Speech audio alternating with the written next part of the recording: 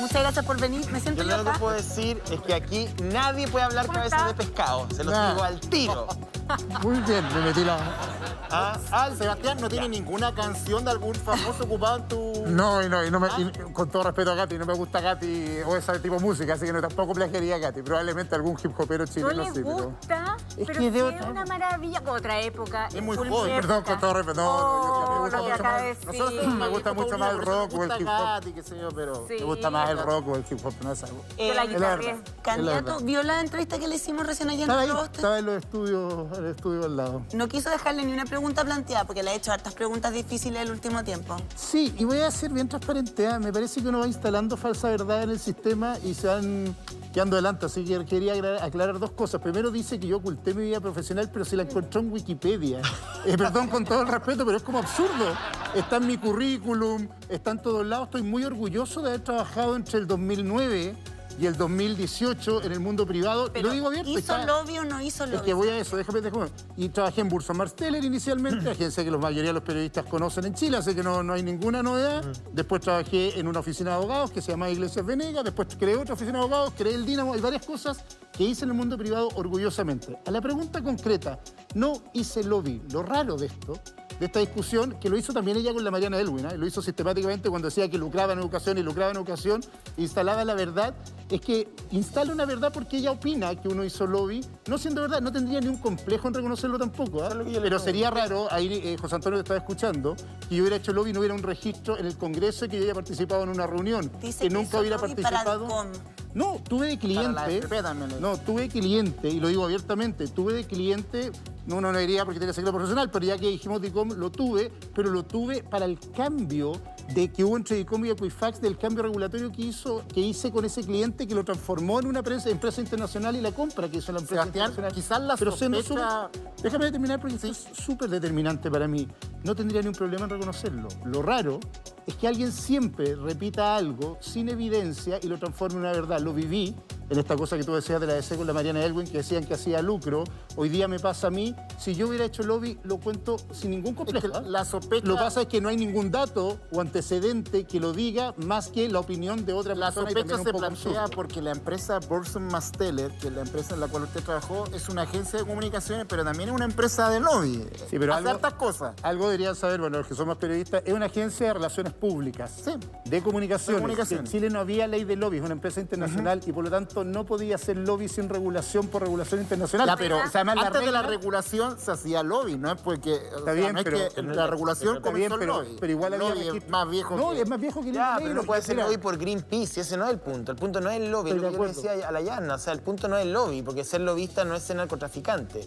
Lo que ella dice, después de que yo le pregunto varias veces, es que ella censura moralmente a alguien que abogó en contra de los deudores en el caso de DICOM, que es lo que ella dice, o el caso del gas, que lo deja esbozado cuando hoy día estamos investigando una posible colusión de las empresas del gas, digamos.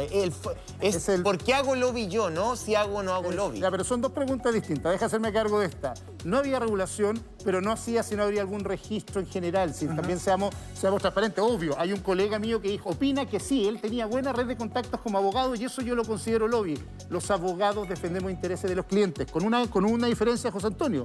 A mí me tocó, en general, adaptación regulatoria de empresas cuando había cambio regulatorio. Y lo hice.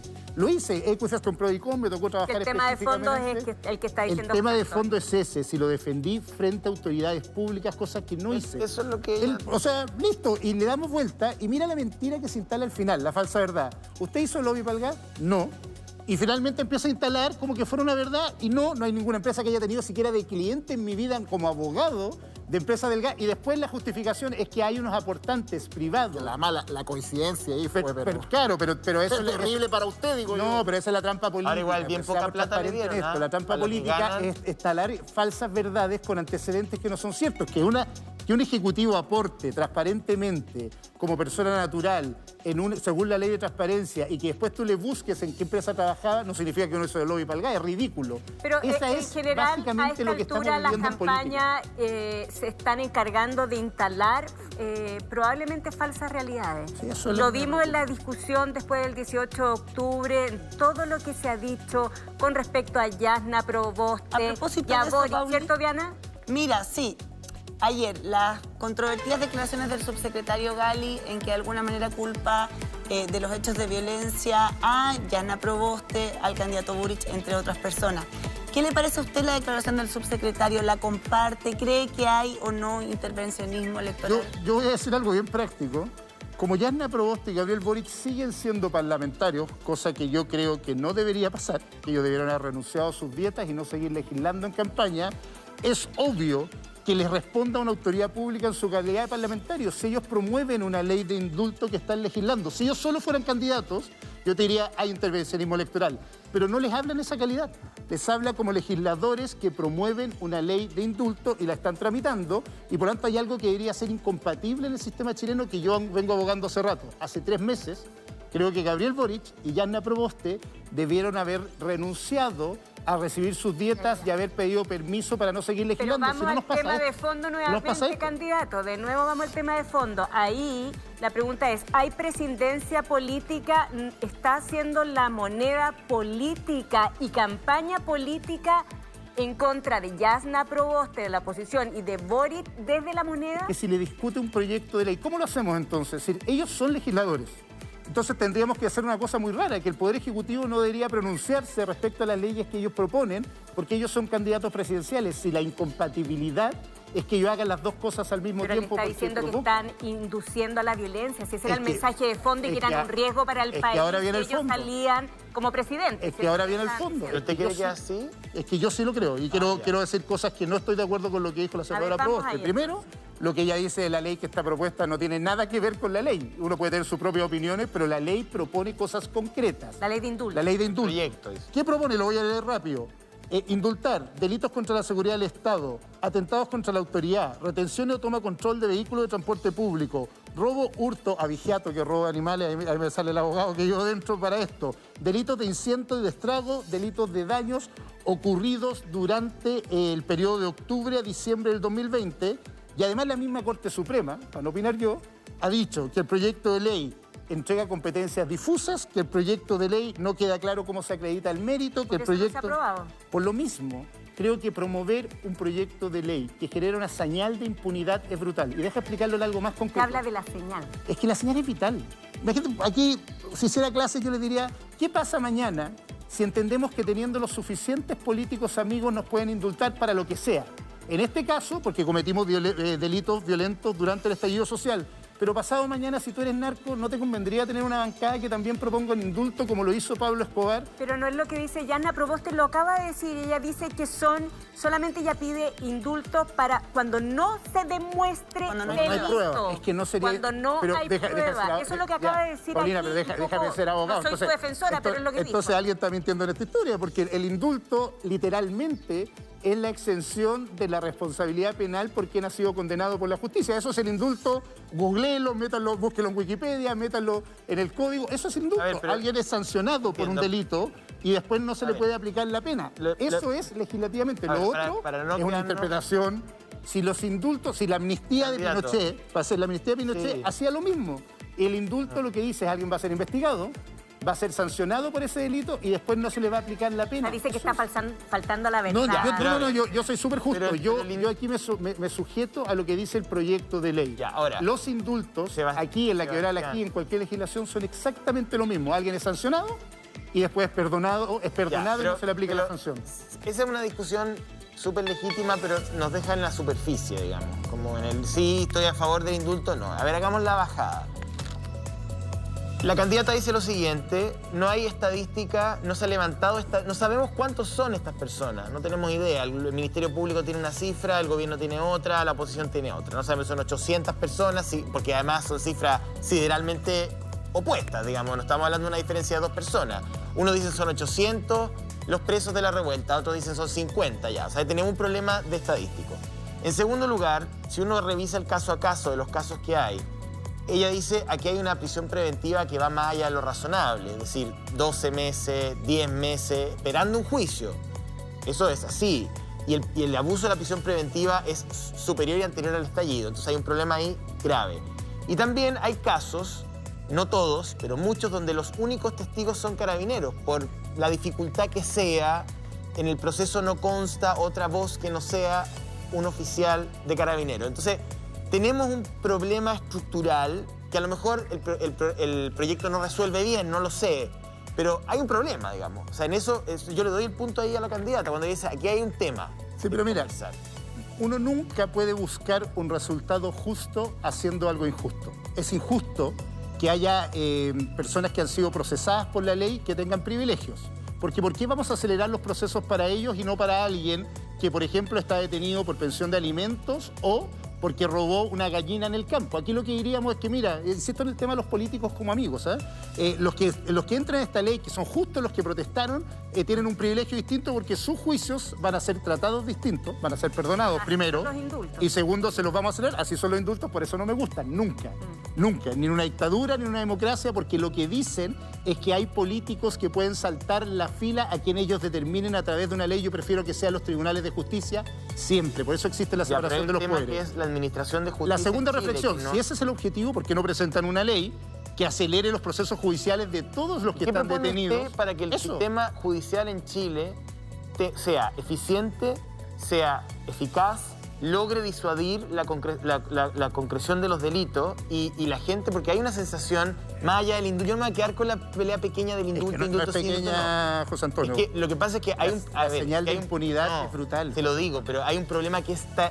enraizado, que tiene que ver con la falta de administración de justicia, con la sensación de que si a mí me pasa algo, yo no denuncio porque nadie va a perseguir ese delito porque a nadie le importa. Y si yo tengo plata, contrato un buen abogado y me hace un buen juicio. Y si no tengo, quedo a la merced de casi una tragedia griega. Entonces, ¿qué propone usted para hablar de propuesta? Porque el tema de la administración de justicia no es menor. Me parece que es gravísimo. Si no hay una sensación en una sociedad que yo tengo tanto el derecho como ella de recibir un trato justo por parte del Poder Judicial, la verdad es que la democracia se da al carajo. Entonces, yo le quiero preguntar, ¿qué propone usted para mejorar nuestro sistema judicial? Ya, de acuerdo. Déjame ser obsesivo con lo del indulto por una vez más, porque lo que hace el indulto es cambiar esa sensación de que todos somos iguales frente a la ley y hay que cambiarla. ¿Qué hacer?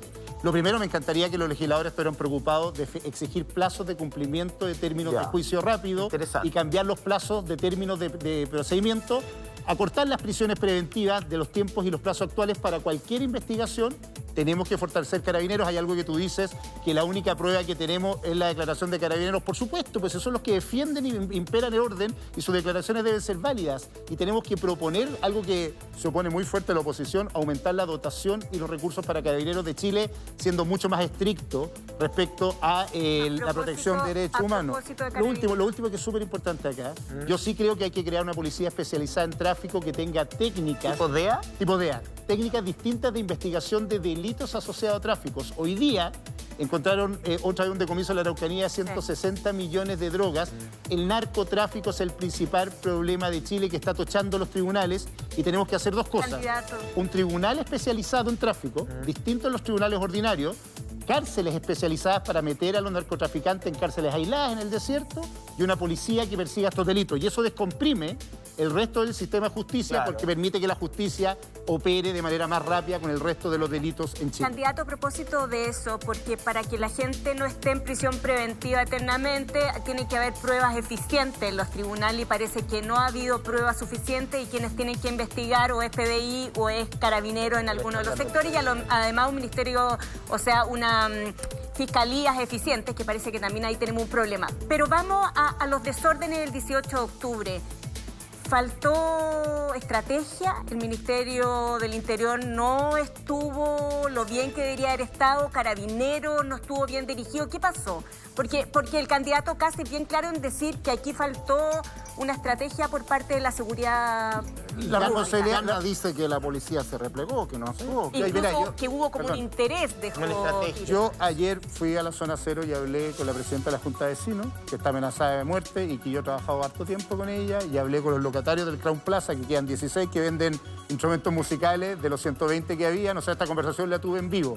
Y quiero transmitir lo que ellos me dijeron. Lo primero, ojo, voy a volver al indulto, la sensación de impunidad ellos lo sintieron. Habían panfletos que ellos mismos me pasaron que decían guerra social total para liberar a los presos políticos y promover el indulto. Entonces había una sensación colectiva de impunidad, porque yo soy tan claro con lo del indulto. Si toda la clase política no tiene el mismo estándar para medir la violencia, tenemos un problema. Después, para no sacarle el tema al gobierno, yo creo que ha habido poco respaldo a la acción policial en el territorio, y eso requiere respaldo político del gobierno. Sí, respaldo político del gobierno, y también requiere que validemos la actuación de carabineros en el territorio, que hay carabineros que ponen su vida, que se sienten no respaldados por el sistema, y necesitamos que ellos controlen el orden vio una público. policía replegada el lunes? Estaba ahí ese día, pero tengo la sensación... Pero vimos la tele, las noticias... Pero tengo la sensación que quizás los políticos tenemos una doble responsabilidad, así como nunca permitir indultos en Chile que puedan sacar a los violentos y no proteger a las víctimas, también ser mucho más enfáticos en respaldar a carabineros en su acción. Oiga, ¿y esto le Yo he sido muy conviene contrario a algo Kast? que hizo Gabriel Boric cuando fue a gritarle a los militares, porque creo que esa sensación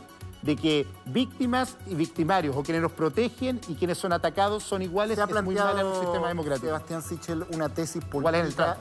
Se ha planteado una tesis, una hipótesis de que todos estos hechos de violencia convienen al candidato José Antonio Kast. O sea, al menos visualmente le hicieron la campaña. Muchos dicen que fue incluso Oye, y ahí escuchaba- los videos para la campaña. José Antonio Kast le da al gobierno por no haberlo hecho bien. Y a Escuchaba- mí me dice José, por favor. Te lo digo inmediatamente. A mí, dígame, no.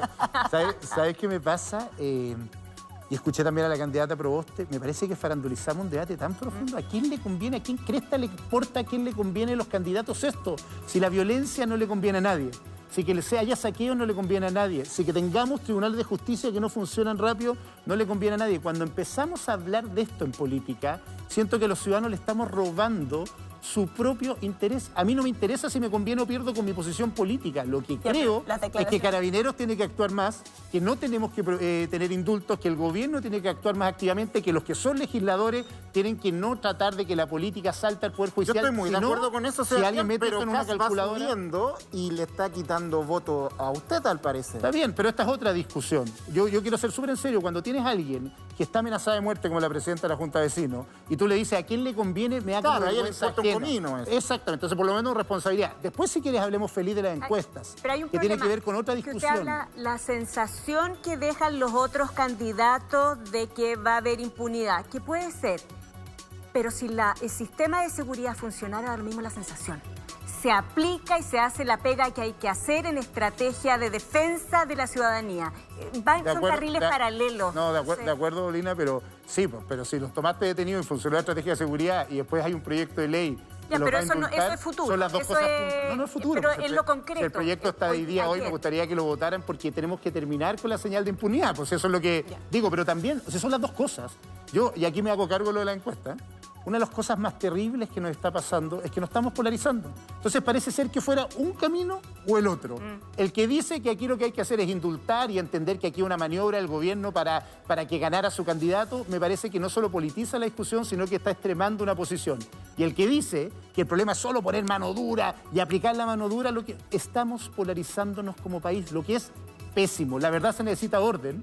Se necesita que los tribunales funcionen, se necesita que las leyes se apliquen, se necesita que tengamos una sociedad más justa para que la gente no adhiera a la violencia y por lo tanto son fórmulas complejas. Yo le tengo un poco de miedo. Candidato. Y es verdad que puedo perder, pero puedo perder entendiendo que una sociedad polarizada le puede hacer muy mal a Ya, Chile. y Lo que hemos logrado... En ese mismo análisis. Y lo que hemos logrado en este debate ridículo de la polarización, que aquí fue culpa del gobierno o fue culpa de la oposición, que fue culpa del de allá o fue culpa de acá, si aquí se hizo para que ganara qué candidato o no Ya, candidato. pero el gobierno instaló Es que al eso. finalmente Pero el gobierno estamos es que logrando el una gobierno- conversación... El gobierno es el que está a cargo del orden público. Claro, Pero o sea, estamos hablando de una conversación de sordos. Ya, pero, Por eso son las dos pero cosas. esa lógica Hace rato, bipolar, sí. perdón, Yo he esa- dicho que son las dos cosas, ¿ah? No he dicho que el gobierno hizo bien la pega, creo que le faltó mucha más proactividad para apoyar y respaldar a Carabineros y entrar a Carabineros. Y también creo que la oposición hizo muy mal con no retirar el proyecto de indulto antes por la señal de No, está bien, es culpa de una pero u la otra. lógica la lógica del patio del colegio, el cara de poto, lo puso el subsecretario del Interior. Perdón que lo diga de esta manera, pero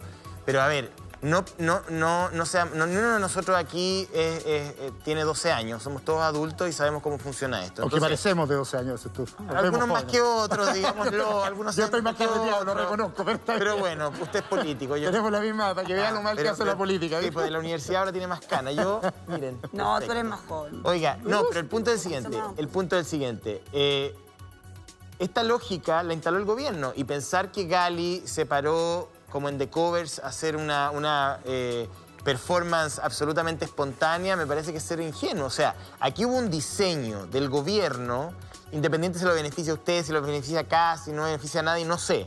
Pero a mí no me van a venir a convencer que el subsecretario espontáneamente hizo una declaración así que le salió del alma. No, hubo un diseño que luego fue respaldado por Belolio. Entonces, el gobierno efectivamente considera que los responsables últimos de la violencia son Boric, Proboste y compañía, Claudia Pérez, o sea, Catalina Pérez o quien sea. Entonces, esa lógica que usted describe acá la instaló esta administración. O tal vez la lectura de otros es también para beneficiar a los candidatos de la derecha. Mira, insisto en el punto de fondo. Yo creo que por eso hay que terminar con un ciclo político que se ha acostumbrado a culparse entre mitades. Lo creo abiertamente, lo he dicho tantas veces. Aquí lo que tenemos es un problema de control del orden público y esa es pega del gobierno. Ya. Y tenemos un problema de no legitimar la violencia y creo que ha habido algunos que han sido ingenuos legitimándola a través del proyecto indulto o muchas veces diciendo, ayer Atria decía algo así, mira, la violencia logró los cambios. No estoy de acuerdo. Hasta Atria lo metieron. Y por lo tanto lo que quiero decir en el paquete, José Antonio, es que el problema que tenemos en esta polarización es que no resolvemos el tema de fondo, que la señora de la pyme allá dice yo quiero que haya más carabineros y que los traigan y que me hagan sentir seguro y quiero que meta preso Candidato. a aquel que me ofendió. Oye, una cosa, una talla nomás, pero hablando de edades, tú sabes que con Diana nacimos el mismo día y el mismo año. Es verdad. Para que vean el deterioro de la política versus la televisión. Tenemos la misma edad, nacimos el mismo día y el mismo año. Así que, para que vean lo deteriorado que deja la política. En la mañana. No, pero Oiga, yo le he dado varios Sebastián, consejos para que Tenemos después vamos a 44 años. conversar. lo quiero llevar a las encuestas y lo quiero llevar a su baja sostenida. Podemos creer o no en las encuestas, usted dirá que se equivocaron antes de la primaria y todo eso es verdad. Pero todas las encuestas coinciden en que usted ha ido bajando sistemáticamente. Usted dice que el país se ha polarizado. ¿Por qué se ha polarizado? ¿Qué vino primero? ¿Usted bajó y el país se polarizó? O al revés. ¿O al revés?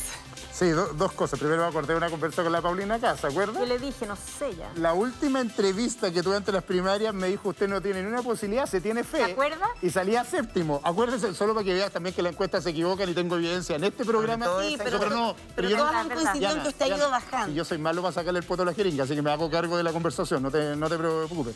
Han pasado cosas, hemos cometido errores. Yo en eso no, a mí no me enseñaron a ser candidato. ¿Cuál ha sido su peor error? El peor error yo creo fue ser tan duro con lo del cuarto retiro, tan enfático con lo del cuarto retiro pensando que iba a haber una responsabilidad en el sistema colectiva.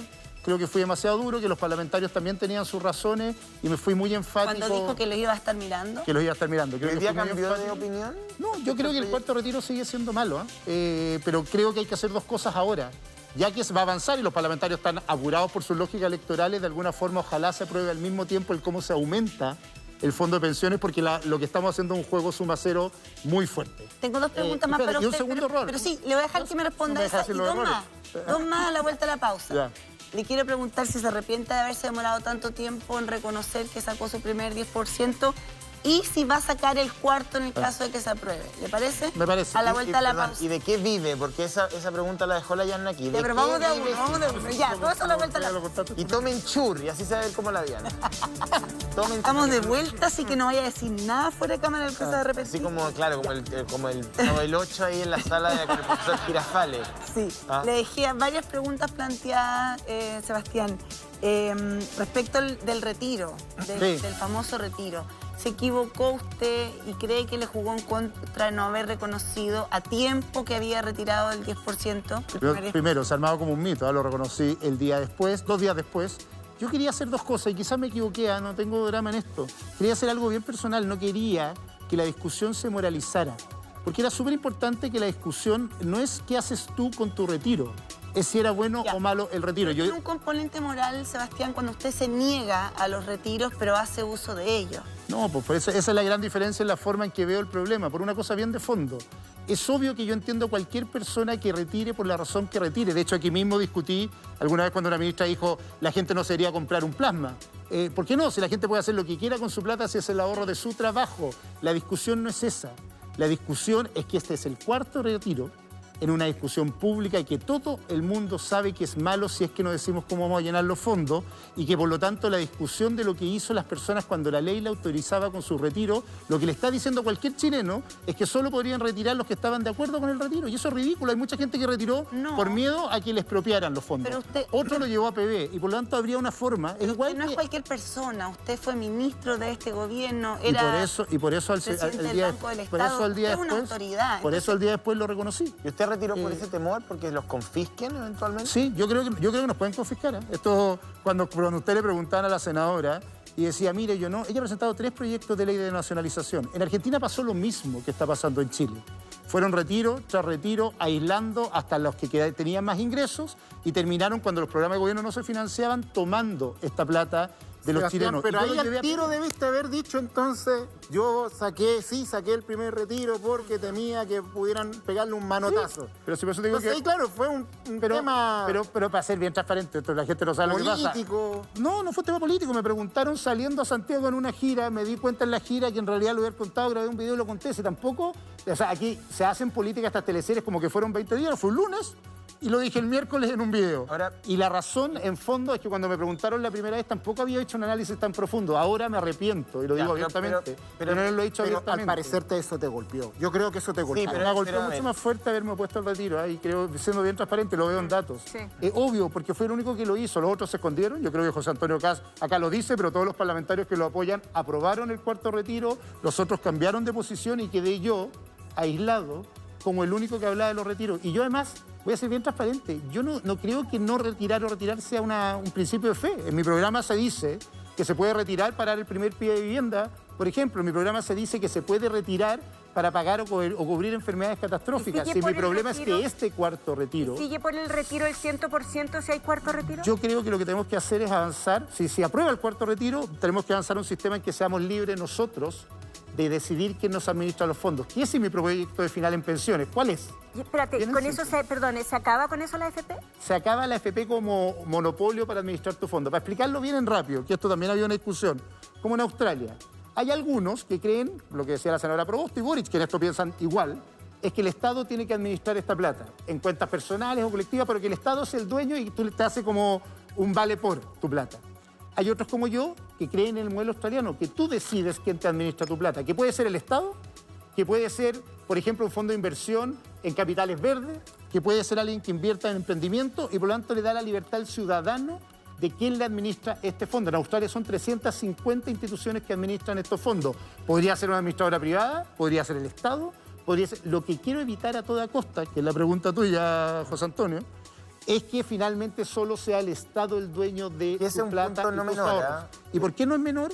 Porque cuando pasó esto en Argentina, hizo el Estado cuando cayó en quiebra, topón para adentro con la plata. Pero es que ahí también... ¿Qué hizo en Perú? Topón para adentro con la plata. También hay ambivalencia.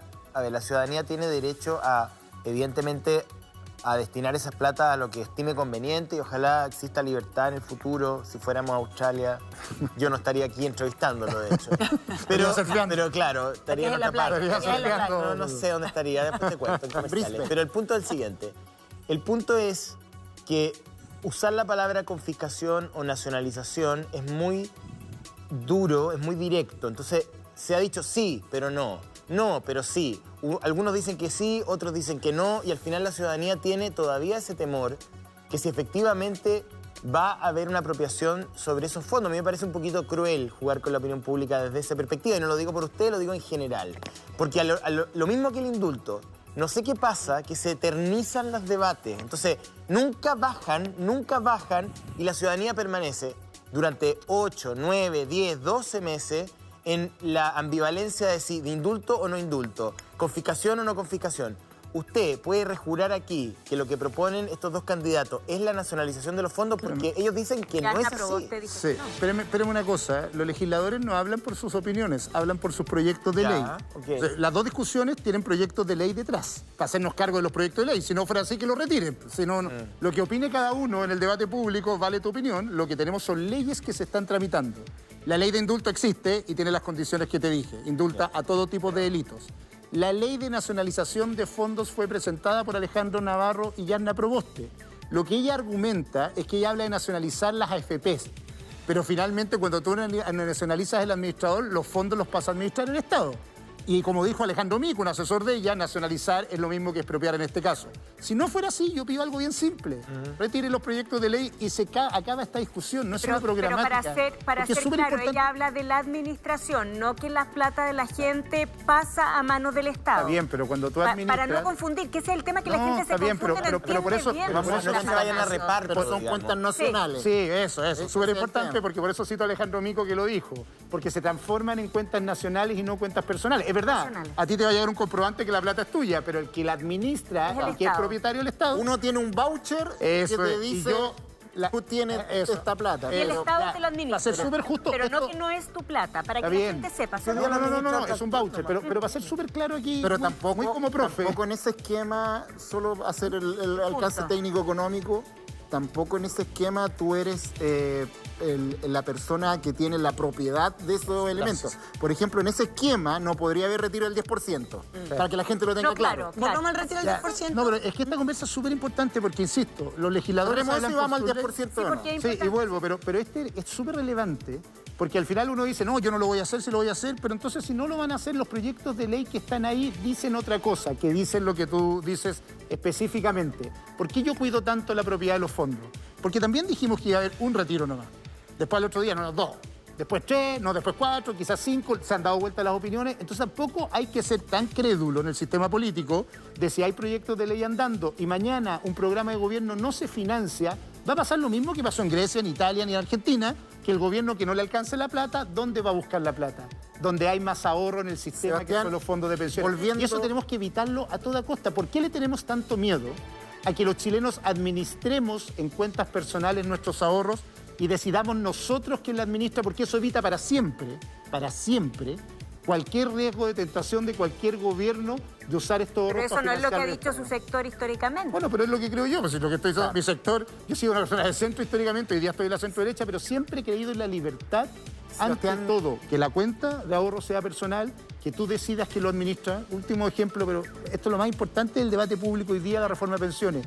Yo quiero decidir, por ejemplo, no solo meterlo en APB en el caso del que le hice con el primer retiro, capaz que yo decía que quiero meterlo en un fondo de inversión que invierta solo en fondos verdes, porque yo soy profundamente ambientalista y es lo que quiero, y por lo tanto no me gusta que la AFP le invierta solo en fondos afuera. ¿Por qué no permitirme eso que en Australia se permite, que es que tú decidas incluso dónde se invierte tu plata, que bien le haría al sistema? No le tengamos miedo a la libertad de que cada uno decida cómo se administran sus fondos. Capaz que alguien diga, no, yo quiero el que le saque más plata posible y rentabilice más, me importa un bledo si lo invierte en petrolera en el mundo.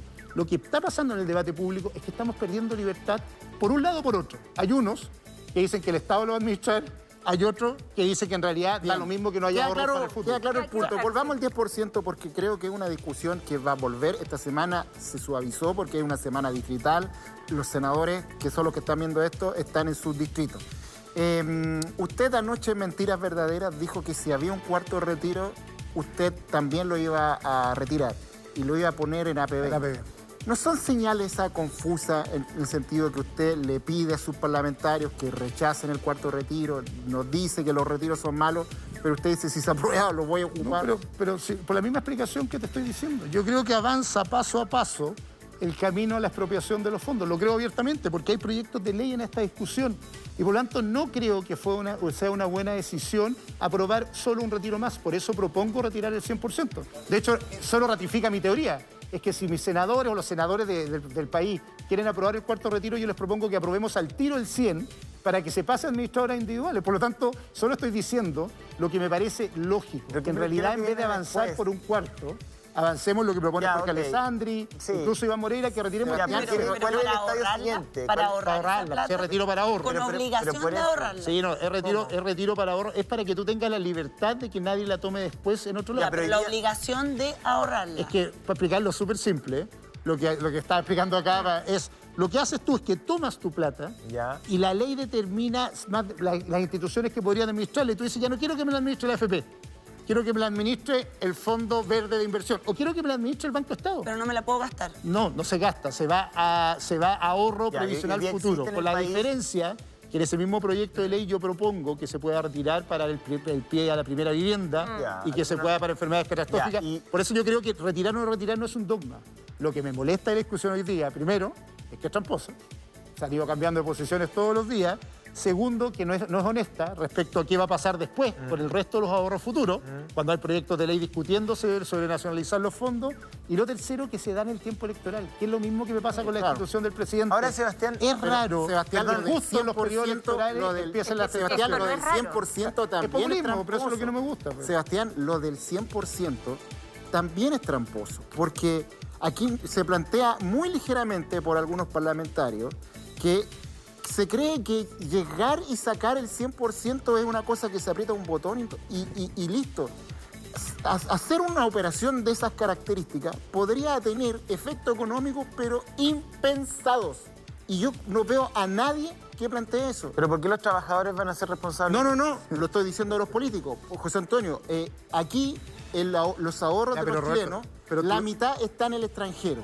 Alrededor de 100.000 millones de dólares. Pero es que ahí hay Traer eso a Chile te traería una situación pero complejísima. Una dosis de realidad. Entonces, primero, una dosis de realidad. Perdón, ese era el mismo argumento técnico con el primer retiro, ¿cierto?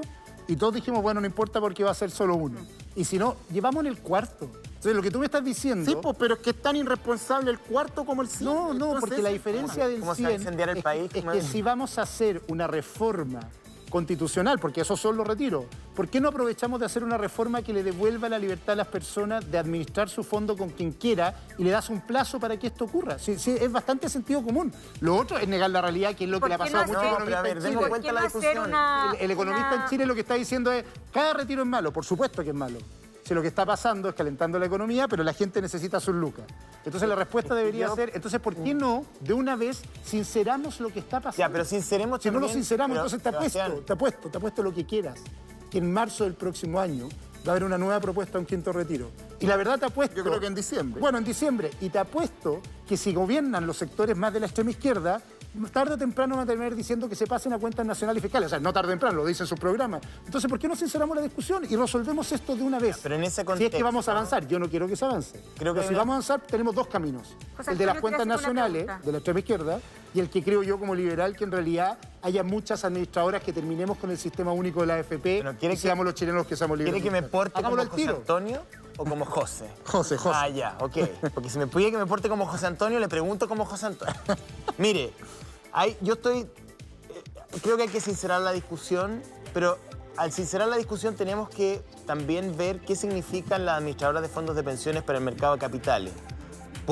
Para bien o para mal, yo creo que para mal, pero otros creerán lo contrario, el decreto ley 3500 indexó nuestros ahorros al mercado de capitales, no tengo idea por qué, a mí nadie me preguntó, pero hoy día mi plata financia todo lo que se pueda porque las AFP están sentadas en los directorios de amplios sectores económicos, en el país y afuera. Entonces hoy día los trabajadores, la mayoría de ellos, se le pone la responsabilidad sobre sus hombros. Ahí yo no estoy de acuerdo con el argumento de Roberto, de decir, bueno, es que si se saca el 100%, esto tiene consecuencias económicas para el mercado de capitales brutal. Sí, puede ser. No es para el mercado de capitales. O para el mercado en general. Es para la gente. Pero porque la gente no es responsable. Se reinvierte. Pues eso el punto es el siguiente. El punto es el siguiente. ¿Cómo va a hacer usted o Alessandri o el que sea para drenar completamente los pilares? Las AFP han hecho un lobby brutal durante toda la historia. Han estado ahí peleando por mantenerse, se han llamado a sí mismas, digamos, financistas desde la Polar hasta autopista, y están pero metidas en todas partes. ¿Con rentabilidad? Sí, con rentabilidad, no te voy a negar eso, pero efectivamente hoy día las platas se mueven sin control de propiedad. O sea, a mí nadie me pregunta, aparte de qué fondo, no sé si... O sea, a los señores que las platas estaban en la Polar, cuando la Polar estaba estafando a la gente, nadie le preguntó. Entonces el punto es cómo usted va a drenar 100% los pilares y va a contener el lobby, probablemente de la AFP, o los discursos que puedan ser bien satanizadores, digamos, desde el punto de vista estadístico, porque le van a saltar todos los economistas a decir, usted está loco, ¿cómo vas a romper ese bolsón de plata? Ay, qué bueno. Es un desastre. Súper bueno. Y Evelyn Matei va a decir que se va a quemar no solamente Santiago, sino que todo el cono sur, digamos. O sea, me parece que estamos entrando en un punto que estamos proponiendo algo que después cuando haya que materializarlo, los poderes fácticos, déjeme decirlo así, van a pasarle la cuenta. No es fácil, ahí hay mucha plata y que está en muchas partes. Pero súper buena la pregunta, José, porque probablemente aquí tengo diferencias con José Antonio Caz, por ejemplo, que él dice, mira, las AFP tienen que seguir y hay un problema de aumentar el ahorro. Yo no quiero defender a las AFP, no me interesa. Quiero defender la libertad. Y lo que yo estoy proponiendo es un sistema que defiende la libertad de que tú decidas dónde se invierte tu plata. No en la Polar, si tú quieres, sino que, voy a insistir, porque lo haría yo probablemente en un fondo ambiental, que solo se invierta en empresas B que sean sustentables. Esa es mi decisión. Lo que quiero yo hacer es garantizar para siempre que esa decisión se mantiene en la autonomía, que va a haber obligación de cotizar. En eso 100%, porque vamos a tener que cotizar para nuestra pensión, si no, no vamos a tener pensiones. Pero la gran diferencia es que tú decides quién administra y dónde se invierte tu plata. Es bien curioso que nos quitaron la libertad. Propuestas del retiro del 100, cuando en 3 años, Sebastián, en 3 años no ha habido no se ha movido en un centímetro el sistema de pensiones. O sea, los candidatos ahora todos proponen retiro, que se lleve la plata, que el 100%. Han estado todos, desde gobierno y oposición. Aquí y no ha habido un cambio estructural al sistema de pensiones. Entonces, uno les cree en campaña, pero después... No. Pero José, ¿por qué yo me opuse o por qué he tenido esta discusión con el cuarto retiro? Si yo lo que dije, no solo ahora, desde enero, es mi problema no es con los retiros. Mi problema es que no aprobemos la reforma de pensiones primero y después discutamos los retiros. Porque si tú cambias el orden de los factores, lo que ha hecho la política es decir, usted saque su plata para salvarse. Y lo entiende. Debimos haber aprobado primero la reforma de pensiones y en mi propio proyecto... Su sector no ha querido hacer cambios profundos. Incluso cuando uno mira su programa de gobierno, porque nosotros estamos hablando de la gente que puede sacar. Hoy día yo quiero hablar de la gente que no puede sacar porque no tiene ni un peso. Entonces, yo veo su programa de gobierno y a mí no me parece que a esa gente que hoy día tiene pensiones indignas realmente se le mejore la situación. Como tampoco veo que el salario mínimo realmente permita equiparar la cancha. ¿Cuál es su propuesta ahí bien precisa? No, creo que mi programa lo dice explícitamente. Yo creo que tenemos que tener un piso desde donde partimos con pensiones todos, incluyéndote a ti. Que lo que tenemos que garantizar es un sistema en que todos tengamos un piso común y todo lo que ahorres en el futuro quede en tu cuenta personal y, como lo he dicho hasta el cansancio, y que seas libre tú de decir quién te lo administra. ¿Piso de cuánto? El piso igual a la línea de la pobreza y se va ajustando según la línea de la pobreza, que no es el error que hemos cometido hasta ahora. Pero la pone el Estado esa plata. La pone el Estado, para todos. ¿Y de dónde lo va a financiar? En mi programa está absolutamente calculado, el Pato Roja lo hizo, son 3.000 millones en fase inicial, está calculada la curva, pero es bastante básico. Pero ese piso se lo pone a la gente con plata y a la gente sin plata. Exactamente, no, a la gente que tiene ahorro y que no tiene ahorro, la gente con plata. Entonces, lo que pasa hoy día, para que los que entiendan un poco el sistema, es que el Estado te quita la plata. Mi mamá, que tenía 6 millones en toda su vida en lo que trabajó, cuando le dio, todavía no le da, pero la pensión básica solidaria lo que va a hacer es quitarle su plata y dejarla en ese piso. Lo que va a pasar ahora es que le aumenta sobre esto, también creo, en un sistema que incentive el ahorro previsional. O sea, efectivamente, que pongas un piso, pero que sea bueno que ahorres para la pensión, porque eso también hace que el Estado focalice en quien menos tiene. Segunda discusión. Subir la jubilación no estoy de acuerdo. No estoy de acuerdo, ahí está otra diferencia con José Antonio Caz. No estoy de acuerdo, lo que creo más importante... ¿La edad no? Es aumentar el ahorro. Si no aumentamos el ahorro, toda la otra discusión es tramposa, porque subir la jubilación cuando tenéis pensiones miserables, lo que está diciendo la gente es que va a haber más tiempo miseria. Y ese aumento del ahorro... 50 años la gente es más miseria. La segunda reflexión... ¿Ese aumento del ahorro viene por parte de quién? ¿Del trabajador o del empleador? El piso es del Estado. Ahí está la solidaridad, el Estado es el que financia el piso, todos partimos con una pensión. Hoy día el sistema es solo el 60% del registro social de hogares, lo que no es registro social de hogares, pero algo equivalente al registro social de hogares, y lo que yo estoy pidiendo es que se apruebe ahora la propuesta que hizo el gobierno, que lo aumenta al 80. Ridículo que no se haya aprobado en 2 segundos, porque hay gente que está recibiendo malas pensiones hoy día. ¿El financiamiento era el problema? Que podría aumentar. Pues está bien, pero es la típica discusión. Llevamos 6 años, no 3. 6 años discutiendo la reforma de pensiones, y porque no nos ponemos de acuerdo en el detalle, nunca... No, pero no un detalle. Es un detalle. Ese es divertido, me cae bien. Es un detalle. No es un detalle. José Antonio, es un detalle. A ver, hay exenciones tributarias que son inadmisibles y otras que uno puede... O sea, que a una persona, a un peluquero que da una boleta o a un músico no se le devuelve el IVA, a mí me parece que no corresponde. Está bien, pero la respuesta no es el detalle cómo se financia, es que cómo cree el gobierno no se pone de acuerdo con la oposición en cómo se financia y nos solucionamos el problema al final. Si lo que nos pasa siempre con toda la reforma en Chile es que nos quedamos en la discusión de que el gobierno y la oposición no se pueden poner de acuerdo, bueno, sí, si se va el 6% no ahorro individual, mientras tanto pasan los años y la gente sigue con una peor jubilación. Entonces, el gobierno que cambia la propuesta de financiamiento. Exacto, eso es, bueno, la ganancia a eso me refiero. La ganancia de capital es residual, o sea, el impuesto sobre la ganancia de capitales llega a ser ridículo en relación a otras exenciones tributarias que hoy día benefician a pequeños, profesionales. 100%. Entonces, me parece que no... No, y hay otros que no están, que hay que discutir. Ya, pero volvamos a resulta. su propuesta. Usted Ya. dice... Yo quiero saber Salario mínimo, súper buena pregunta. Porque yo leo y la verdad es que los salarios hoy día son indignos. Sí, pero... Y su propuesta es bien, Ya, pero- no quiero decir tacaña, pero, pero es... Ya, pero cuidado, Pero sí. cuidado con algo que hablamos mucho desde la posición de privilegio en que estamos y no entendemos cómo son los sueldos en Chile. El 70% de los sueldos en Chile lo pagan las pymes, ¿cierto? Y desempleo, el 70% de desempleo, o sea, es mucho, son autoempleos. O más que autoempleo, no se llama así técnicamente, es que te contrataste a ti Cuenta mismo. propia. Tú tienes un carrito completo, lo atiendes tú, contratas a tu mamá, a tu hermana y a tu sobrina. En eso consisten las pymes, en esa era la que mi abuelo tenía una cosa en Vivaceta, en Gamero, y yo atendía, y éramos los contratados en ese tiempo. Y por lo tanto la gente no es que se pague mal los sueldos, o tú puedas cambiarle el sueldo porque mueves la línea del salario mínimo, porque te diría, oiga, si yo me pagaría lo que quisiera, pero vendo estos completos y me puedo pagar esto. ¿Qué propongo yo? Que es lo mismo que hice como ministro. El ingreso mínimo garantizado permanente en montos distintos a lo que hizo el gobierno hoy día. ¿De ¿Cuál es? cuánto? Que hay un piso de 400.000 pesos para todos los chilenos, pero si tu pyme no se lo puede pagar, no responder como respondió Jadwe, con la gente que está en el programa de Boric, que se muere, no. La verdad, hay mucha pyme en Chile, el kiosquero, el almacenero, que no se puede pagar más y el complemento te lo da el Estado, para todos. Y por lo tanto, lo que te dice es que si el sueldo mínimo hoy día está en 330 lucas... 336 lucas. Lo que te falta, 337 hace bien justo, pero lo que te falta... 400.000 pesos. lo que te falta te lo complementa el Estado para llegar al líquido mes a mes y te lo deposita a fin de mes. Y la Líquido segunda, de 400.000 pesos. líquido 400.000 pesos. ¿Ah? Líquido. Esa es la propuesta de nuestro programa. Porque los Y además, 336 son brutos. Son sí, por eso. Llegas al líquido, llegas al líquido que son como 125, lo que te iría a complementar el Estado de 400 para todo. Y la segunda cosa que hacemos es devolverle el IVA por los alimentos y medicamentos a todos los hogares, porque es una forma de aumentar el ingreso para los informales. El problema de Chile es que el 30% de nuestra economía es informal. Entonces, si muy tú te compras un cortito, pan Sebastián. o un paracetamol, te va a llegar un cheque de la tesorería a fin de mes que te devuelve el 19% que gastaste en eso. De esa forma, aumentamos en un 20% los ingresos de aquellos que reciben menos de 400.000 pesos. De Sebastián. todos. De todos. Muy De todos, no formales e solo los informales. que reciben menos de 400.000 Todos, pesos. todos, de Sebastián, todos. es que claro, a eso quería ir yo.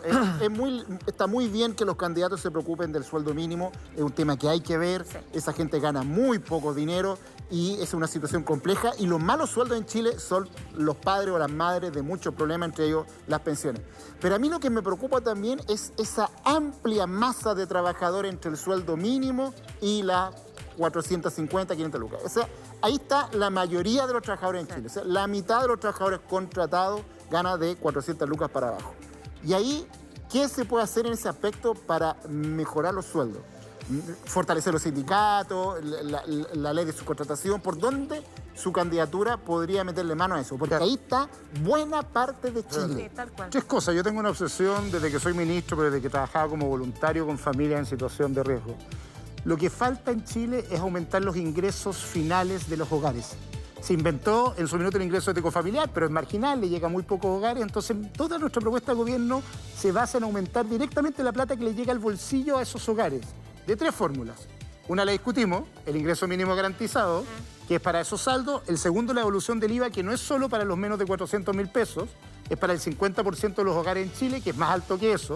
O sea, a todos les va a llegar la evolución del IVA, eso es harta plata mensualmente, se está calculando que son como 140 lucas trimestrales que les van a llegar por hogar en el mediano plazo, dependiendo de lo que gaste cada hogar. Y la tercera, que es la más olvidada de todas, es que la gran mayoría de esos hogares, el 70% de esos hogares son hogares monoparentales, en que hay una mujer que cría sola a los hijos y no recibe complemento de ingresos por la pensión de alimentos. En Chile esto es una tragedia olvidada. Solo el 16% de las mujeres se le paga la pensión de alimentos. Y yo propongo algo que no se había discutido en Chile, que es la pensión de alimentos garantizada. Es decir, que a ese hogar en que una mujer se le debe una pensión de alimentos con una sentencia judicial, el Estado, igual como paga la pensión para el adulto mayor, le paga la pensión permanentemente y no le pone a la mujer el problema de andar persiguiendo al gallo que Y desapareció. después el Estado persigue Eso, al tipo responsable. Y no es que la saque pelada. ¿Quién El Estado, persigue no, pues el a Patito Estado, Corazón? esto es muy de abogado, lo que pasa es que el Estado lo que hace es subroga las acciones, pesca la demanda y persigue, pero el Estado tiene mucho ¿No se la más va a llevar poder. pelada entonces? No, O sea, para nada, al revés. Y en cualquier parte del mundo, o sea, ponte tú hasta Birmingham, Alabama, podría ir el Estado. Exactamente, si no, pero sí, obvio. Oye, ojo, hasta Alabama, el Estado tiene otras facultades que no tiene una mujer. Si al final, obvio, lo viví personalmente, lo que te pasa es que la mujer dice, ¿cómo pago un abogado? ¿Cómo persigo la deuda? Claro, ¿Cómo sé qué bienes tiene? Tengo que ser inspectora privada para entender. hay que ir a la Sí, pues, Al revés. Sebastián, Y eso hace algo bien importante para esos nos va el hogares. tiempo. Como la mitad de los hogares, o sea, pero el 70% de los hogares son monoparentales, tú le duplicas el ingreso simplemente con garantizarle la pensión. Esto es caro. Es muy caro. Cuesta casi 2.000 millones el pues, programa, claro. pero no me importa, porque lo que haces con estas 3 transferencias al bolsillo es que le dices a esas familias, las bajo 600 lucas, le dices a todas que van a tener Sebastián, complemento de ingresos por el IVA, por el pago de la pensión de alimentos y por el ingreso ya. mínimo garantizado. No se va a ir sin la pregunta del juego del calamar. Hay 2 preguntas del juego del Hay 2 calamar. preguntas, pero hay una que es como el juego Ya. final. Bueno.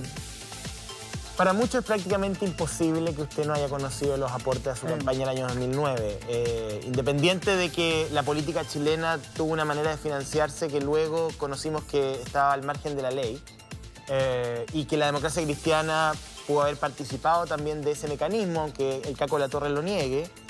Pero es muy difícil que... Yo he reporteado, conversado con varios candidatos de todas las tiendas políticas e insisten en que uno siempre sabe de dónde viene la plata. Entonces, ¿usted va a insistir en que no sabía que las pesqueras habían puesto plata ahí? José Antonio, me encantaría haber sabido. No tengo ni un complejo en eso. Pero no sabía. Llegué 3 meses antes a ser candidato a un lugar donde no tenía ni una posibilidad y los partidos en esa época, no había sido candidato antes, tenían mecanismos de financiamiento que uno desconocía. Entonces quiero ser súper transparente. De hecho, me siento culpable por no haber sabido. Pero no sabía. Si lo supiera, lo habría contado. Creo y tengo plena fe, y aquí por Cristóbal Acevedo. ¿Por qué Cristóbal Acevedo da una boleta de un servicio que no prestó? No, lo que pasa es que, ojo, que él ha dicho que se va a querellar y que ese servicio lo prestó, pero dejemos... Ah, ok. Obvio, y lo prestó, y además para ser bien justo. Y hablé con él y me dijo, además, hay un informe que entregué. O sea, cuidado que esta investigación, y tú lo dijiste cuando le preguntaba a la senadora, es un eslabón cortado. Es solo lo que le entregaron a un periodista con las puntas cortadas. Aquí yo lo he dicho abiertamente, hay un caso de corrupción gigante en la JUNAEP, que están involucrados muchos demonios cristianos y que Cristóbal Acevedo fue el que los persiguió. Entonces déjame por lo menos saber que sé la mitad de la historia. Cuando sepa la historia completa, y Cristóbal ha dicho que lo va a defender, contémosla completa. Pero sí creo que debía haber sabido, si tampoco tengo complejo en eso. Obviamente, era la primera vez que era candidato, uno no entendía, había una ley que tenía aportes reservados. Ojo Sí, con claro. eso. Y Pero por lo usted tanto, sabe uno no que debía haber sabido. la democracia cristiana, perdone, antes de irnos porque nos tenemos que ir, y que la democracia cristiana, como los otros partidos políticos, recibieron plata y... Obvio, no se y lo salvan. que yo he dicho, si esto fuera un caso extraordinario, es que ¿por qué no abren todas las cuentas de todos los candidatos del 2009 si esto fuera tan extraordinario? Fui yo el que debió haber sabido. Que eso es lo que me pasa al final, Paulina, que es, en ese tiempo, mira lo que pasó con Sokimich, mira lo que ha pasado con otras empresas.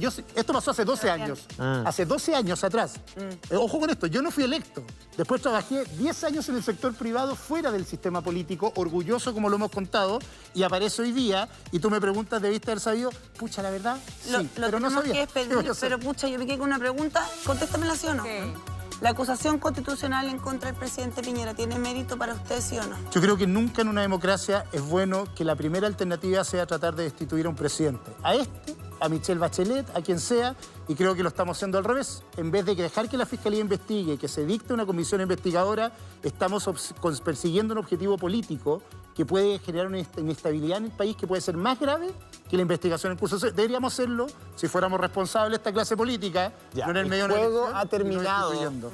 El juego ha terminado. lo de la marihuana. Sebastián Sichel Ah, no le sobrevivió. preguntaste, ¿se fumaba marihuana? ¿Ha fumado marihuana? No he fumado, pero porque fui criado en una familia con adicción, entonces le tengo trauma, pero no tengo ni un rollo con los que fuman. Pero a mí no fumo. Yo no a reconocería. veces para entrevistar político uno de...